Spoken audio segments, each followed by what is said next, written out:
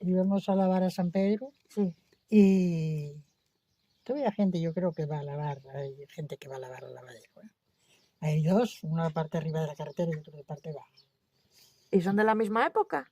Sí, sí, sí. O sea que se hicieron a la vez. Sí, sí, sí. Nosotros lavábamos en la parte abajo Sí. y eso, sí, sí, siempre hubo lavaderos. Sí. Y fuentes, que antes no teníamos agua en casa. Sí. Antes había que ir a la fuente, íbamos abajo a donde el río, que hay una fuente que es muy buena el agua, Sí. y nosotros íbamos a San Pedro a lavar y de paso traíamos agua para casa. Claro, ya que ahí se aprovechaba y se Claro, sí. claro, aquí no había agua, había lo nada más que en dos casas, una de ahí y otra que llaman el Palacio aquí, que eran los dueños de todo, Ajá. hasta que empezaron a vender los caserís, que eran Ajá. de los Figaredos. Ajá.